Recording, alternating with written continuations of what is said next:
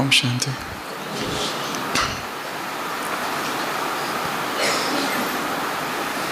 एक विद्वान ब्राह्मण एक राजा के दरबार में पहुंचा और कहने लगा, मैंने कई वर्षों तक गीता का अध्ययन किया है और अब मैं गीता में पारंगत हो चुका हूँ। आप चाहे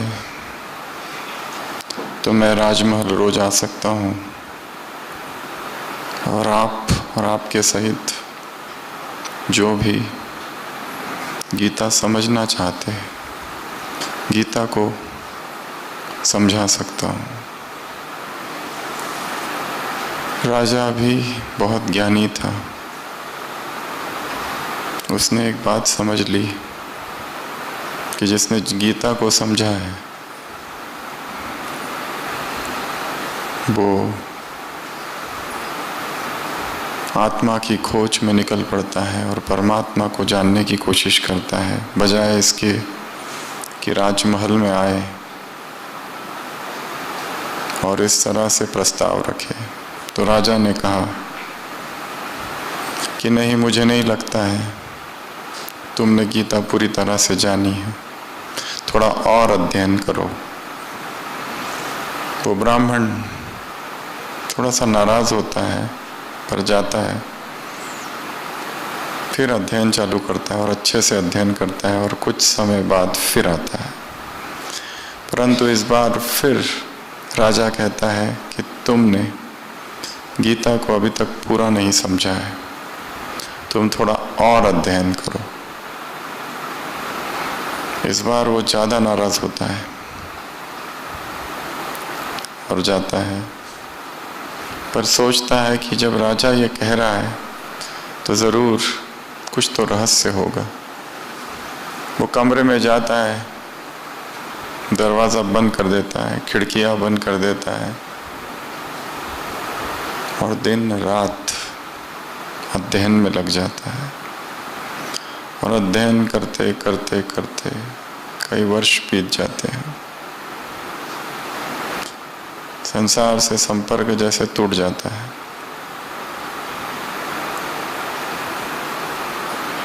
और भीतर ही एक प्रकाश उत्पन्न होता है। अब वो राजा के पास नहीं जाता है, अब आवश्यकता ही नहीं है। और कई वर्षों बाद जब राजा को ख्याल आता है कि उस ब्राह्मण का क्या हुआ, वो अब तक क्यों नहीं आया, और इस बार राजा स्वयं उसके पास जाता है और जैसे ही उसको देखता है, अब वो ब्राह्मण वो वाला ब्राह्मण नहीं रहा। उसके चेहरे पर अलग तेज है, एक कांति है, ज्ञान स्वरूप बन चुका है, ज्ञान समा गया है। अब वो बोलता नहीं है, मौन है, परंतु उसका मौन शब्दों से अधिक शक्तिशाली है, मुखर है।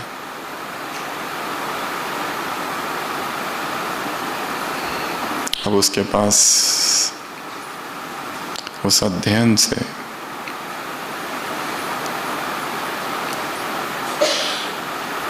वो ज्ञान अनुभव बन गया है।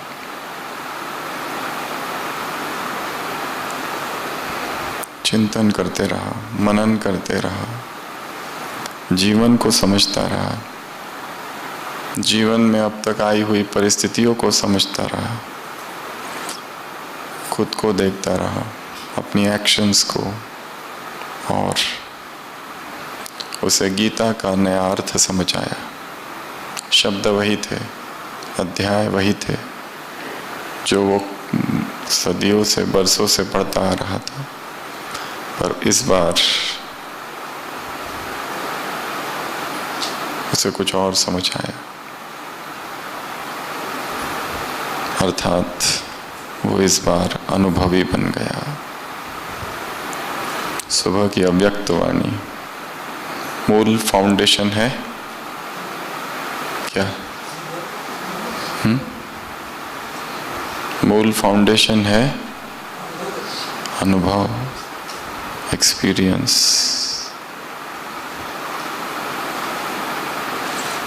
ज्ञान कितना भी पढ़ लिया जाए और पढ़ा लिया जाए, सुन लिया जाए और सुना लिया जाए, जब तक वो अनुभव नहीं बनता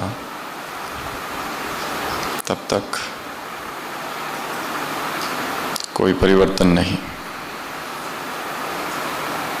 तब तक जो आदतें हैं वो बदलती नहीं। न्यू रियलाइजेशंस, न्यू टचिंग्स,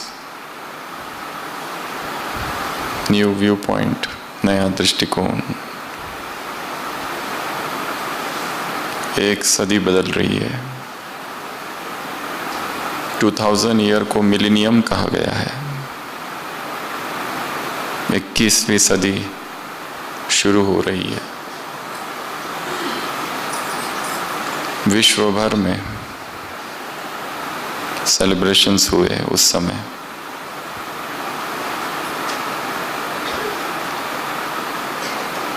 एक तरफ celebrations, festivals, fairs, speeches, conferences, convocations, talks, तो दूसरी तरफ समाज का एक हिस्सा बुद्धिजीवी इस चिंतन में लगा था कि पूरी सदी में हमने क्या सीखा। What have we learned in this century? क्योंकि सेंचुरी बदल रही है, सदी बदल रही है। 100 वर्ष में क्या क्या सीखा, क्या पाया, क्या खोया, क्या जाना, क्या समझा। और तीसरी ओर और एक जगत था, कंप्यूटर का जगत, Y2K बग। कंप्यूटर के सारी प्रोग्रामिंग अभी तक 1900s में थी, वो सडनली चेंज हो रही है 2000 में। पूरा सिस्टम डिस्टर्ब होने वाला है। Banks, hotels, managements, IT companies, सब कुछ। कंप्यूटर जगत की सबसे बड़ी हलचल थी वो ईयर 2000 की शुरुआत के पहले का समय। और कुछ लोगों ने इसको द मिलेनियम कहा है। और उसी समय भगवान क्या कह रहा है। 31 दिसंबर 1999, चारों तरफ सेलिब्रेशंस, चारों तरफ नवीनता, नवीनता, नवीनता। एक ही धुन लगी थी कि इस सदी में, इस सेंचुरी में, 21st में एंट्री हो रही है। 21वीं सदी में पदार्पण हो रहा है।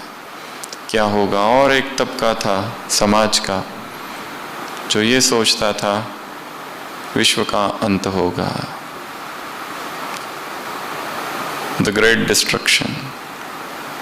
ज्योतिषी और कई फिलॉसफीज में प्रेडिक्शंस।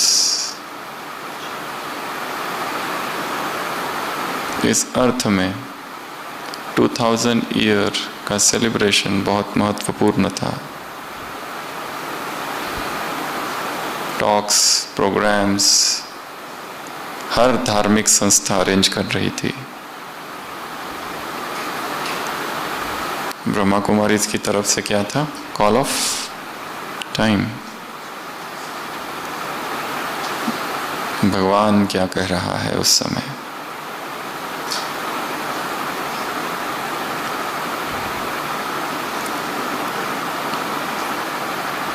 तो इस मुरली में 8 बातें हैं। सबसे पहली अनुभव, सबसे पहली बात अनुभव। समझ लिया, जान लिया, सुन लिया, अब इमर्ज करो, अब अनुभवी मूर्त बनो। Now become the embodiment, image of experience। बहुत मुरलियाँ पढ़ ली, बहुत मुरलियाँ पढ़ा ली, कोर्स बहुत कर लिए, करा लिए, अब स्वरूप बनो। गहराई से समझो, समझना, जानना, इमर्ज करो। मूल फाउंडेशन है अनुभव। किसका अनुभव? किसका अनुभव? अपनी महानता का। परमात्मा श्रीमत पर चल रहे हैं, परमात्मा पालना में पल रहे हो, परमात्मा पालना के अधिकारी हो, इसका अनुभव। कितने महान हो। दो उदाहरण दिए, एक चित्र और दूसरा चरित्र, दूसरा बनावटी देवता का। बनावटी देवता थोड़े समय के लिए भी कोई एक्टर बन जाता है। जिन्होंने रामायण में श्री राम, सीता, लक्ष्मण के किरदार निभाए थे, लोग आज भी उन्हें भगवान श्री राम के रूप में देखते हैं। वो अल्पकाल के लिए वो पार्ट प्ले करते हैं। बाबा ने कहा फिर भी उनकी कितनी महिमा है। दूसरा चित्र, तुम्हारे चित्र है, उनकी कितनी वंदना होती है, पूजा होती है, लोग नमन करते हैं, झुकते हैं। तुम चैतन्य में हो। अपनी महानता का अनुभव।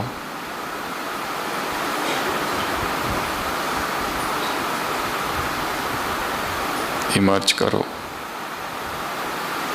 वरदान में भी कहा ना, कौन हो? सुदर्शन चक्र घुमाओ। सृष्टि चक्र में मैंने क्या क्या किया है, मेरा क्या क्या पार्ट रहा है।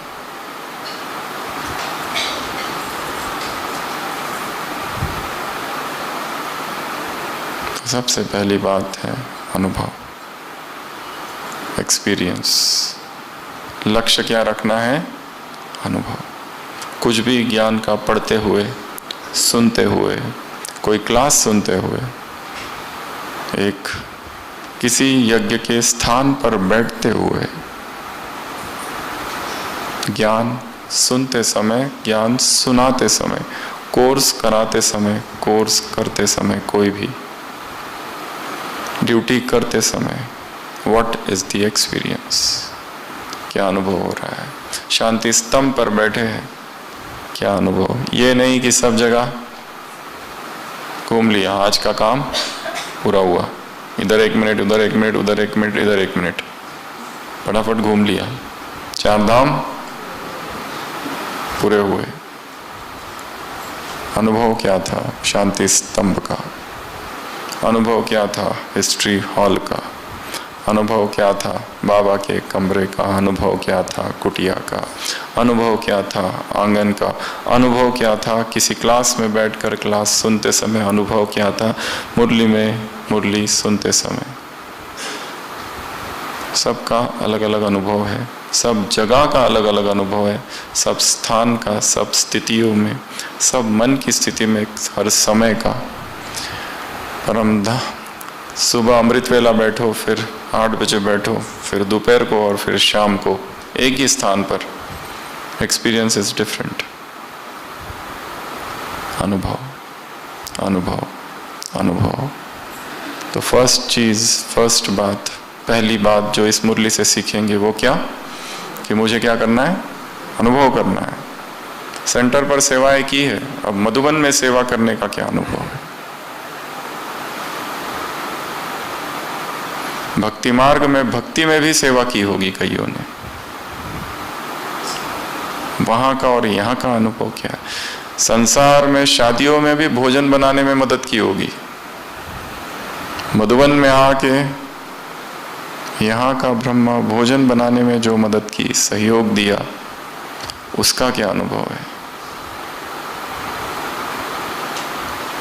संसार में रहते हुए लौकिक ज्ञान सुनाया होगा, अलौकिक ज्ञान सुनाने का क्या अनुभव है?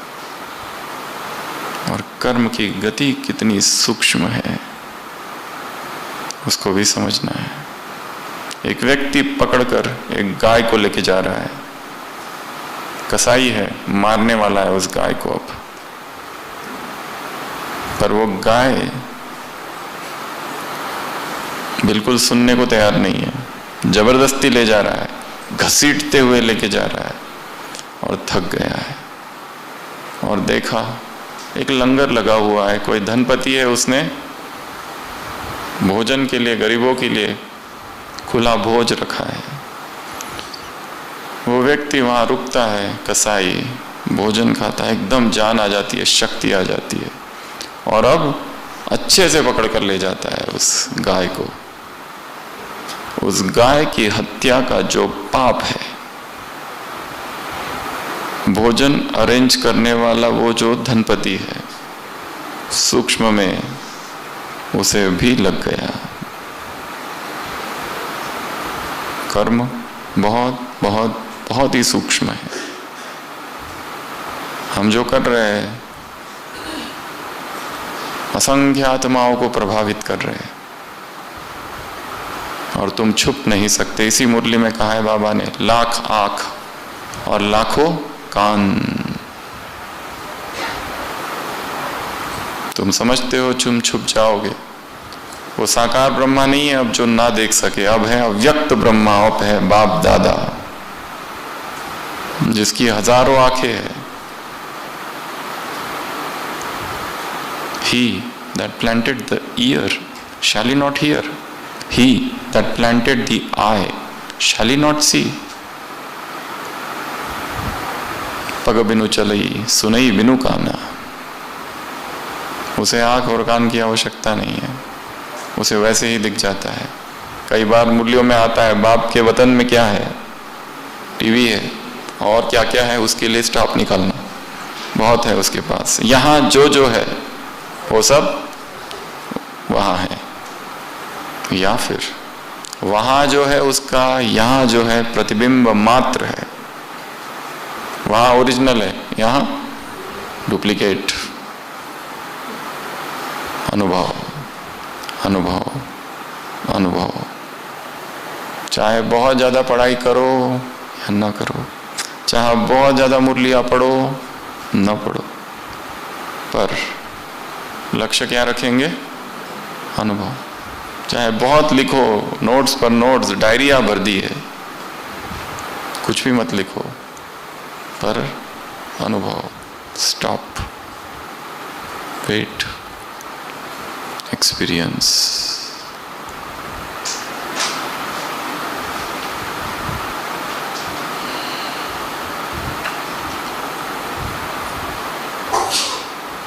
श्री रामकृष्ण परमहंस ने एक जगह कहा है कि वो जा रहे थे एक बार पंचवटी, दक्षिणेश्वर में एक मंदिर है, तो वहां से आवाज आने लगी, एक मेंढक की आवाज, ट्रॉ ट्रॉ। उनको लगा शायद किसी सांप ने पकड़ लिया होगा मेंढक को, या मेंढक की आवाज है, वो चले गए आगे। जब आ रहे थे वापस तो भी वो आवाज आ रही थी। उन्होंने देखा क्या है, तो देखा एक मेंढक वाटर स्नेक पता है ना, जो पानी वाला सांप, उसके मुंह में था। पर वो सांप इतना शक्तिशाली नहीं था और इतना बड़ा नहीं था कि उस मेंढक को पूरा खा सके, तो वो मेंढक बीच में ही अटक गया था। दोनों ही पीड़ा में थे, मेंढक ना बाहर निकल सकता था और सांप ना अंदर निकल रहा था। वो कहते हैं अच्छा होता अगर कोई कोबरा होता ना, कोबरा, तो बस 3 ट्रा ट्रा और मेंढक अंदर।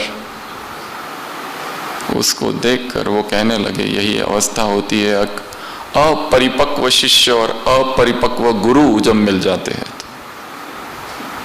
गुरु अपरिपक्व है, इमैच्योर गुरु मिल गया है, जो अपने अहंकार से ही लड़ाई कर रहा है, और शिष्य जो है माया मोह से छूटना चाहता है, वो उस गुरु की शरण में आया है। दोनों ही फंस गए, क्योंकि दोनों ही के पास अनुभव नहीं है, ना इधर से निकल सकते हैं ना इधर अंदर घुस सकते हैं। तो संग भी उनका करो जो अनुभवी हो, जिनका स्पिरिचुअल कैलिबर हमसे ऊंचा हो,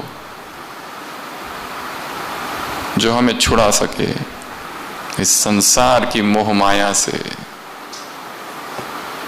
कोई छूटा है क्या इस माया से? कोई भी नहीं छूटा है, कोई भी नहीं। सभी फंसे हैं मोह और माया से। ये एक पजल है, एक पहेली है, और जो इसको छुड़ाने की कोशिश करता है वो उसमें फंसता है। संसार के कुछ ही तपस्वी और योगी जन हैं जो माया के प्रभाव से परे हैं, और वो कभी छुड़ाने की कोशिश नहीं करते, क्योंकि जो इस पहेली को छुड़ाने की कोशिश करता है, this world is an enigma wrapped in mystery, a conundrum. Enigma है, एक पजल है, एक मिस्ट्री है, एक रहस्य है। क्या है अब तक समझ में नहीं आया है, माया क्या है? क्योंकि माया को समझने का पुरुषार्थ ही माया में फंसा देता है। ये उत्कंठा ही उसे ट्रैप में ले जाती है, एक कारागार सा है। कौन है जिसका हृदय माया मोह से मुक्त है? सारा ज्ञान पढ़ लिया, सारा सब कुछ पढ़ लिया,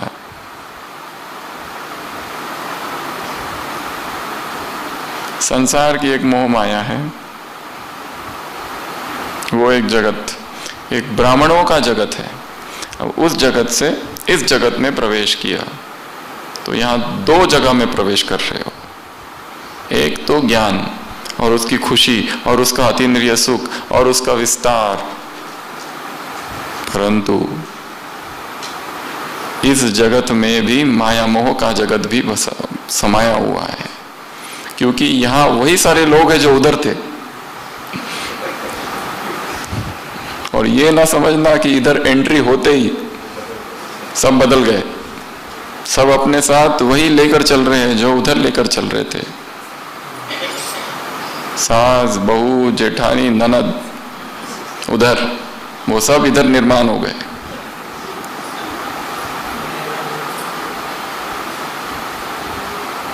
बहू है, नए घर में प्रवेश कर रही है। वैसे ये भी नया घर है उस बहू के लिए, ब्राह्मण परिवार, क्योंकि लोग तो वही है। इसलिए द चॉइस ऑफ फ्रेंड्स, किससे हम दोस्ती रखें, किससे हम दोस्ती करें। जिससे दोस्ती है कहीं वही माया का सबसे बड़ा रूप तो नहीं है, जिसे अपने ज्ञान में सबसे घनिष्ठ मित्र समझ रहे हैं कि ये है मेरा दोस्त, मेरा साथी, इसकी वजह से हम इतना अच्छे से चल रहे हैं। पर हो सकता है ये वो सांप है और हम मेंढक।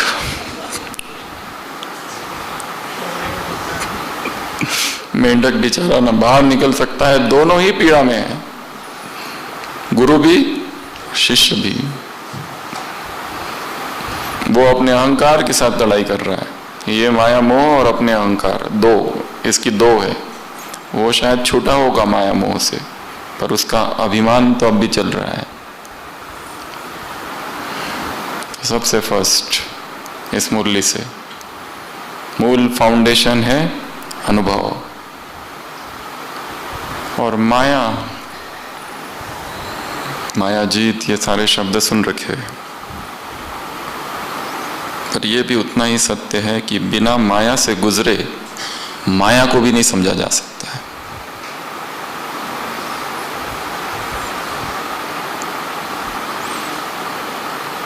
यू हैव टू एंटर, माया के क्षेत्र में प्रवेश करके माया को समझा जा सकता है। केवल माया के विषय में पढ़कर मुश्किल है। हाँ, कुछ कुछ आत्माएं हैं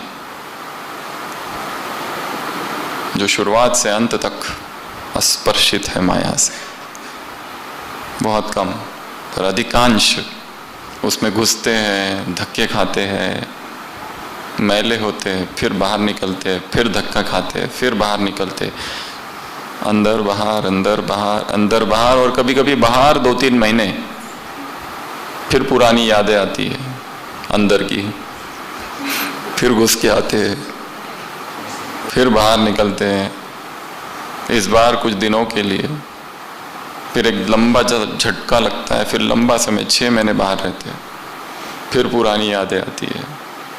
conscious mind and subconscious mind today smoothly, plate slate paper mind का मिटाया नहीं है।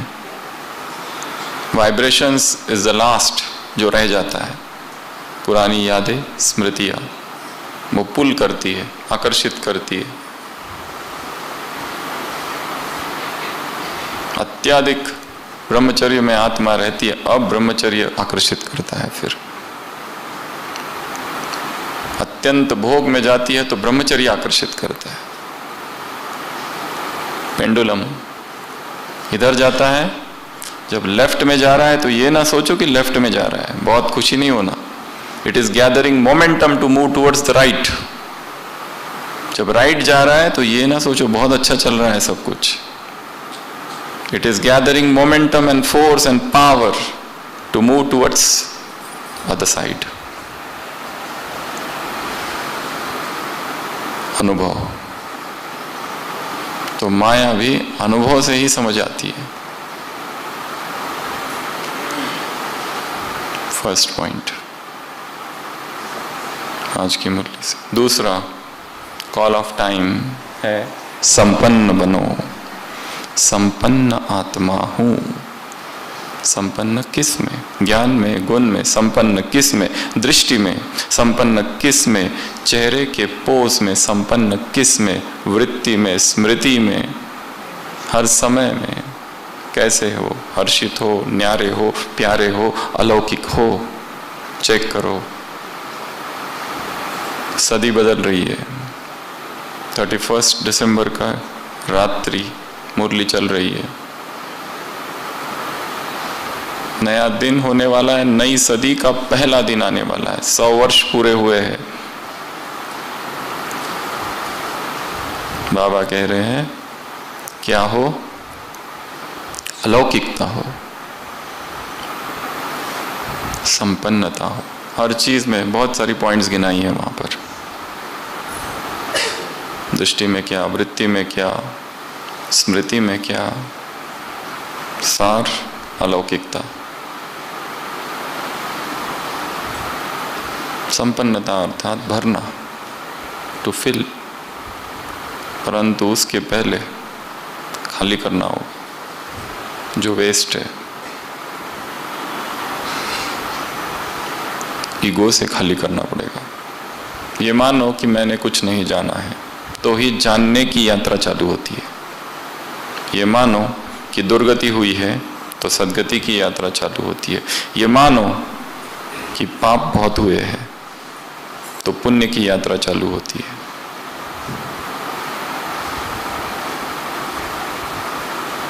ये सेकंड। थर्ड,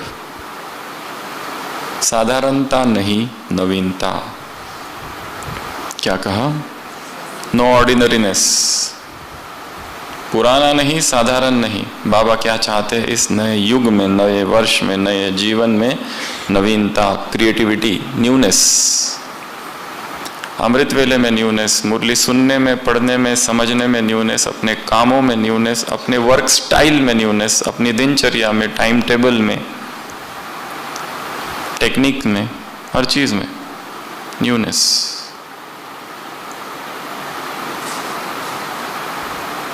और इसमें 4 बातें कही है।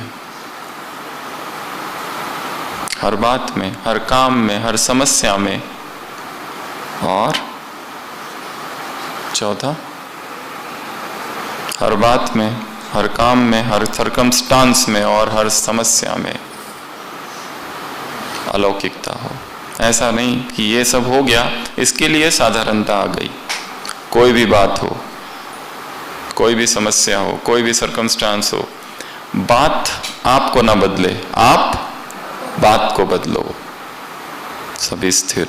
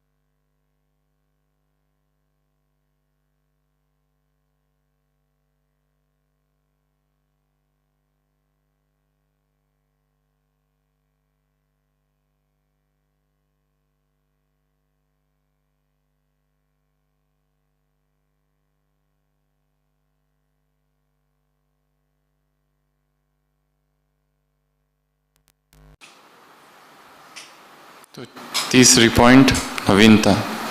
हर चीज में नवीनता, अपने रिएक्शंस में नवीनता। निंदा हो रही है तो नवीनता, किस तरह से रिएक्ट करे। स्तुति हो रही है उसमें भी नवीनता, कैसे रिएक्ट करे, क्योंकि ये संसार में ये सब चलता रहेगा। नवीनता, दृष्टिकोण में नवीनता, व्यू पॉइंट में नवीनता, हर चीज में नवीनता।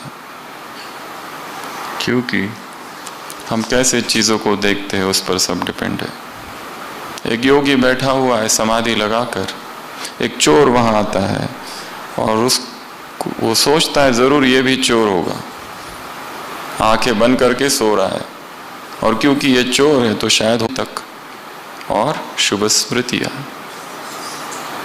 तो चौथी बात शुभ। पांचवी, क्लीन एंड क्लियर। बाबा ने कहा conscious mind, subconscious mind, plate, slate, paper, इस पर व्यर्थ बातें, पुरानी बातें, बीती बातें समाई हुई रहती है। अब उनको क्या करो? फरिश्ता अर्थात क्लीन क्लियर।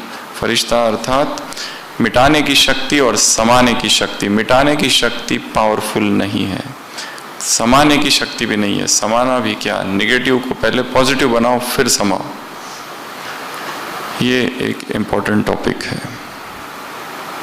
हमारे मन में वाइब्रेशंस के रूप में कई सारी निगेटिव चीजें समाई हुई है। क्लीन करो, क्लियर करो। और ये धूल दिन भर बैठती रहती है, और इसके लिए बाबा ने एक ही उपाय बताया, चेक करते रहो। उपाय वैसे कोई बताया नहीं है, पर ये जो चेकिंग है इसमें ही उत्तर छिपा हुआ है। ट्रीटमेंट ही है, चेक करते रहो। चेक करते करते ही ट्रीटमेंट आ जाएगी। चेकिंग में, इन्वेस्टिगेशंस में ही ट्रीटमेंट समाई हुई है। रोग, इन्वेस्टिगेशन, ट्रीटमेंट। मेडिकल में तीनों अलग अलग है। अध्यात्म में रोग का पता हो जाना, इन्वेस्टिगेट कर लेना, बस ट्रीटमेंट हो गई। चेक करो, चेक करो कौन कौन से भाव उत्पन्न होते हैं। प्लेइंग द विक्टिम कार्ड, ये एक सब लोग मेरे साथ ही ऐसा क्यों करते हैं? खुद को विक्टिमाइजेशन करना, सेल्फ विक्टिमाइजेशन, इन्फ्योरिटी, मैं हीन हूँ, कमतर हूँ, दूसरे मेरे से आगे है, मुझे ये नहीं आता, दूसरों को आता है। सुपीरियोरिटी, मुझे ज़्यादा आता है। ब्लेम गेम, उसकी वजह से, उसकी वजह से, उसकी वजह से, जो कुछ हो रहा है उसकी गलती से हुआ है। यहाँ किसी की गलती से कुछ नहीं हो रहा है। जो हो रहा है, जो हमें मिल रहा है वही मिलना चाहिए, जो जिसके तुम क्या हो, जिसके तुम काबिल। अच्छा शब्द और कोई? हाँ, जिसके लिए तुमने अपने आप को क्वालिफाइड किया है। और कोई अच्छा शब्द? Not a single slap is undeserved. Not a single slap is undeserved, you deserved it. Karma has no menu, you get what you are served.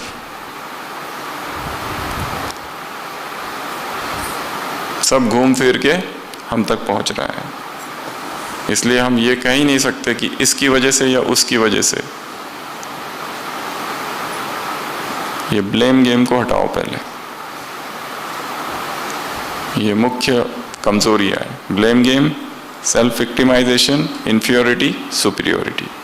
खुद को ऊंचा मानना, नीचा मानना, दूसरों को ब्लेम करना, या खुद को ऐसा समझना कि मेरा ही दोष है, या अपने आप को विक्टिम प्ले करना कि सब लोगों ने मिलकर मुझे, मेरे खिलाफ षड्यंत्र किया है, धोखा दिया है, या ऐसा ही करते आ रहे हैं, मैं शिकार हूं। ये भी एक दोष है साइकोलॉजी में बहुत बड़ा। तो क्लीन करना है, क्लियर करना है, और ये प्रोसेस लाइफ लॉन्ग की प्रोसेस, पूरा जीवन लग जाएगा इसमें, पर ये चालू रखना है। नई नई मेथड्स, नई नई तरीके से। कल मुरली आएगी, उसमें कुछ और नया होगा। लक्ष्य एक ही है, क्लीन क्लियर, स्लेट को, पेपर को, माइंड सबकॉन्शियस में क्या क्या छुपा हुआ है, दबा हुआ है, वो निकलते रहता है बाहर। समय के साथ, परिस्थितियों के साथ, व्यक्ति, नए नए व्यक्ति आते हैं, वो बाहर निकलता है।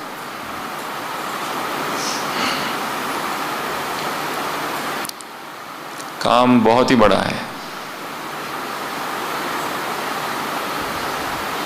इसके लिए बीच बीच में समर्पण भाव बाबा से पाते। ये सब कर दिया, अब क्या करूं और तुम बताओ।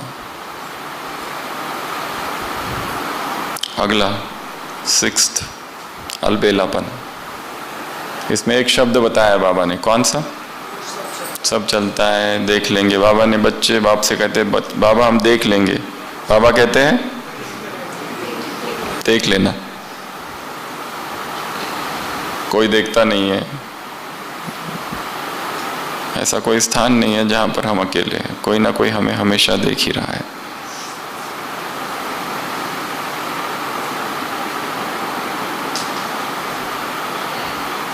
और ये तीव्र पुरुषार्थ में बाधा है बाबा ने कहा। इमरजेंसी सिचुएशन क्रिएट करनी है भीतर। कौन सी सिचुएशन? इमरजेंसी।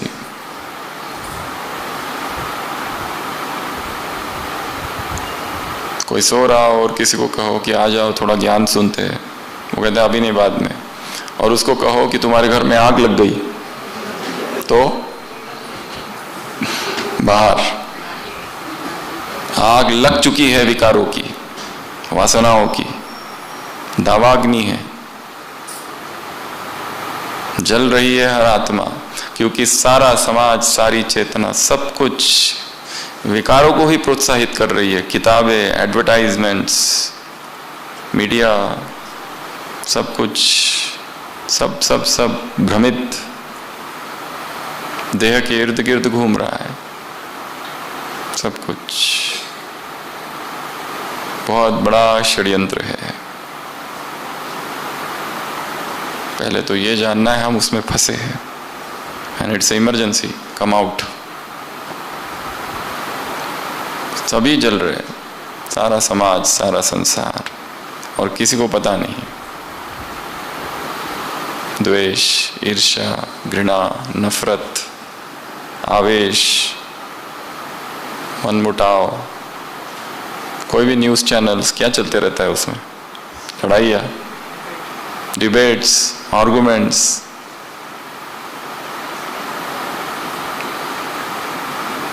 किस तरह के वाइब्रेशंस है संसार में, जगत में?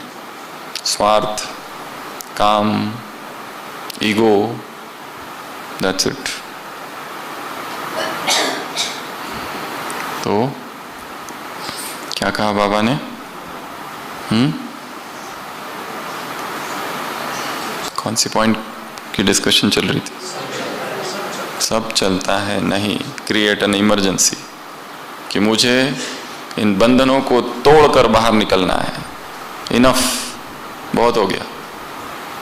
कब तक दुखी रहेंगे? कब तक उदास रहेंगे? ज्ञान मिल गया, इतने वर्ष हो गए, फिर भी उदास ही गई नहीं। विकार पकड़े हुए, चिपके हुए आत्मा को।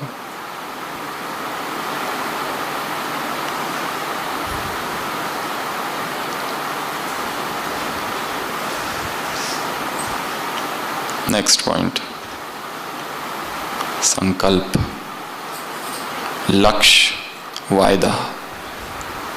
संकल्प बाप समान बनने का, लक्ष्य बाप समान बनने का। और इस मुरली में एक होमवर्क है जो आप सबको करना है 1 हफ्ता तक। और वायदा कौन सा? वायदा कौन सा है? वायदा क्या है? क्या रिवाइज करना?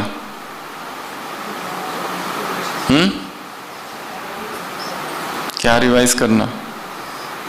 बाप से अपने वादों को रिवाइज करना। एक बहुत पावरफुल पॉइंट है यहाँ पर। मैं बाप समान फरिश्ता हूँ। मेरा पुराने संस्कारों से पुरानी बातों से कोई रिश्ता नहीं। तो सभी बोलेंगे, मैं बाप समान फरिश्ता हूँ, मेरा पुराने संस्कारों से, पुरानी बातों से कोई रिश्ता नहीं। मैं बाप समान फरिश्ता हूँ, मेरा पुराने संस्कारों से, पुरानी बातों से कोई रिश्ता नहीं। इस मंत्र को, इस मंत्र ये नहीं बोलना है, अगले एक हफ्ता हर दिन मन में मेंटल चैंटिंग 1000 बार दोहराना है। पूरा हफ्ता कितनी बार? 1000 बार। जब भी समय मिले, नहाते हुए, उठते हुए, खाते हुए, पीते हुए, सेवा करते हुए, चलते हुए, फिरते हुए। इस मुरली में कहा चलते फिरते, ये शब्द जोड़ा है पहले। मैं